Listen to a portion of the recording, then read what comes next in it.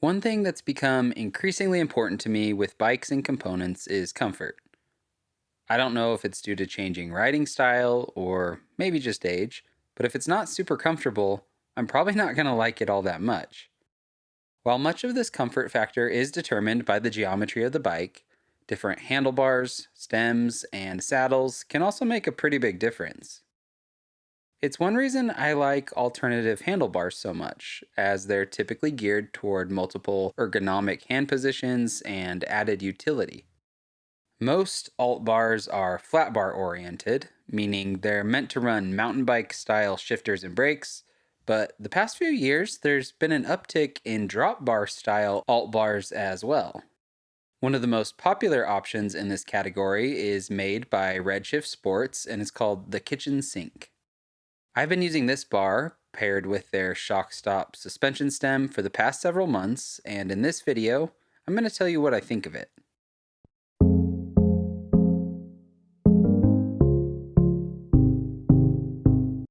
The kitchen sink handlebar has been around for a few years now, and as the name implies, it's got a little bit of everything going on with it. The bar comes in two variations, loop and non-loop, and four different sizes, 44, 47, 50, and 53 centimeters, all measured from the hoods. As is common with modern, dirt-focused drop bars, the drops are fairly shallow with a reasonable 25 degrees of flare for a wide and comfortable attack position. Where things get interesting is when you consider that these not only have 20 millimeters of rise, but 7 degrees of back sweep. That's something totally normal if you're used to flat bars, but far from the norm when it comes to drops.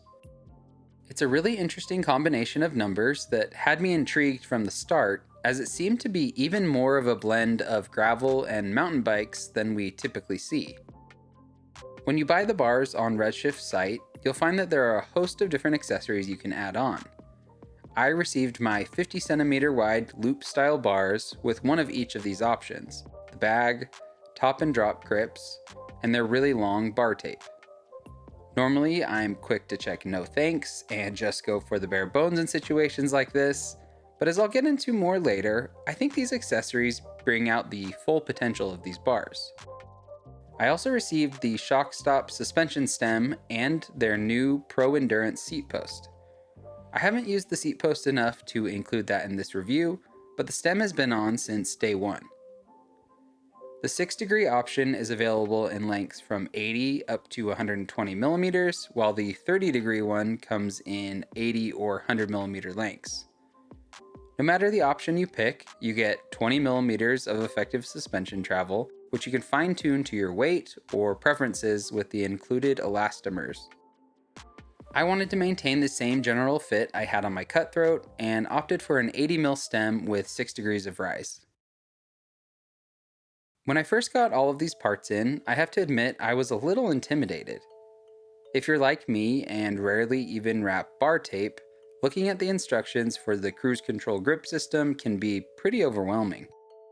Once I got through the first few steps of it though, I realized that's where Redshift really shines. Each step is explained thoroughly and includes well-done diagrams, while the bar and components themselves also have markings to make setup nice and easy. There are still quite a few more steps than a normal tape job, but it was a pretty painless process overall. This experience also extended to setting up the stem and the seat post. As a heavier rider, I needed to swap out the elastomers and fine-tune the amount of preload. Like the cruise control system, these components both had meticulous setup documentation that made it a quick and easy process. Now that I've gone over the basic specs and setup, what's the ride actually like? As I mentioned, I chose the 50 centimeter version, which is a little on the wider side of things even by modern standards. I found it to be the perfect width for the type of riding I do, since it can vary from miles of pavement to short stints of steep and technical double track.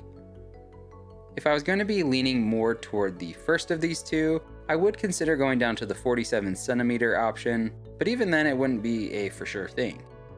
I especially appreciated the extra width when I was in the drops on green and blue trails, as it makes things feel a little more stable. Many flared dirt bars also have some drop flare, which pushes the lowest portion of the bar out even further, but Redshift opted for a more standard design. I don't actually love a lot of drop flare, it just seems to complicate the lever setup and put things at a weird angle, so I'm glad they didn't go crazy there. Probably my favorite feature of these bars though is the rise. While not as much as their new top shelf bar, something I'd love to get my hands on at some point, 20mm makes a noticeable difference in bike fit. I'm going to sound like a broken record here, but I'm loving added rise for a more comfortable position, and drop bar bikes are no exception. The last feature to mention about the bar itself is the loop. I originally thought this would be mostly useful as an inner aero position for when I needed to give some muscles a break or when facing a headwind.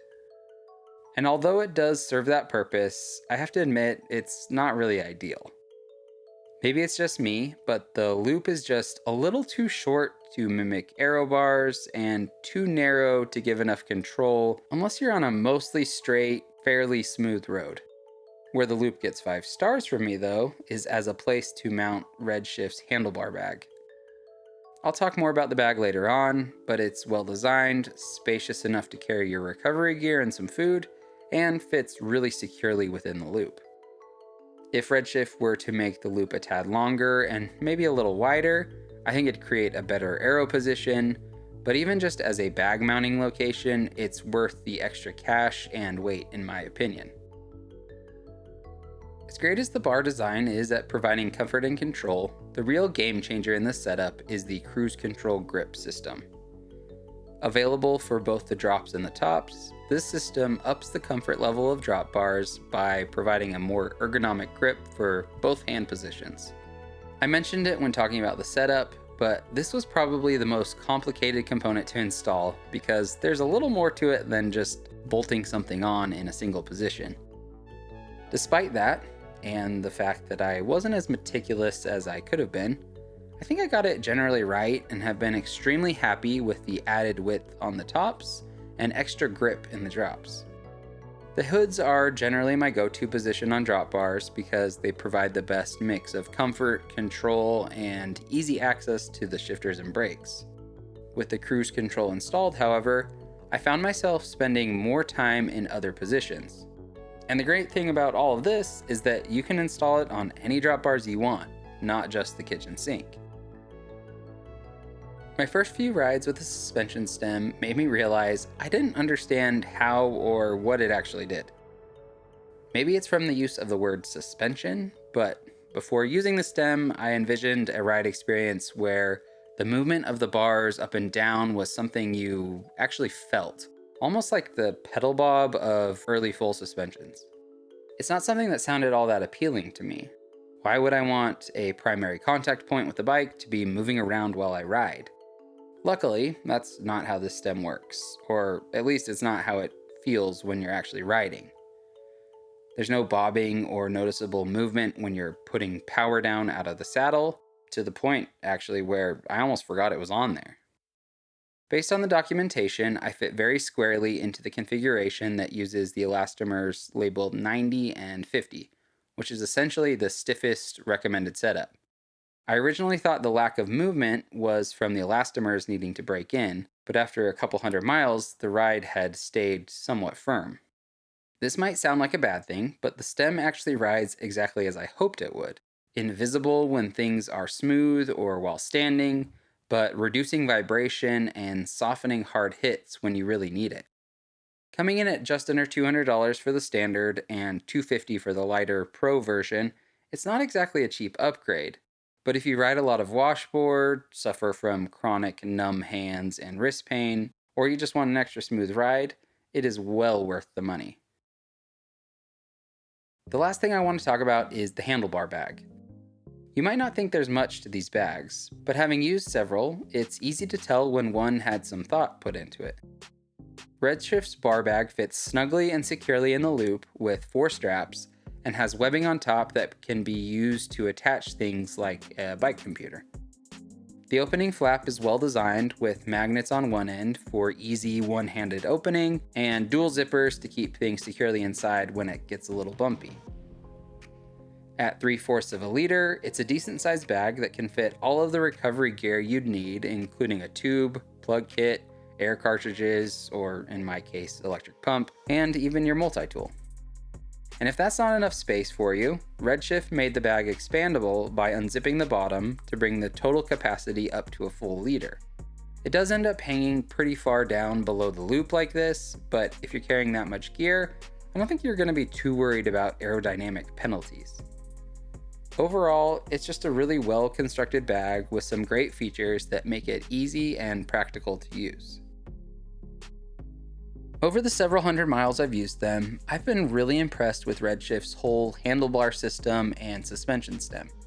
They do a great job of providing a ton of comfort while also keeping capability in mind. There are a few minor changes I'd make, like adjusting the dimensions of the loop, but overall everything is really well designed and does a great job at its intended purpose. As someone who also does all of their own maintenance, I really appreciate the excellent documentation and just how easy it is to actually work on the stem and the seat post. I think some people may experience a little sticker shock when adding this all together, but the reality is there are carbon bars and stems that come out way more expensive than this. So for something that's going to provide a great ride experience and allow you to ride longer and farther, I think it's well worth the price. Thanks again to Redshift for sending all of this out for review. If you're interested in learning more about anything I talked about in the video or any of their other products, I've put a link to their site down in the description. If you want to support me, you can buy a sticker, leave a super thanks, and be sure to subscribe. Thanks for watching, and I'll see you next time.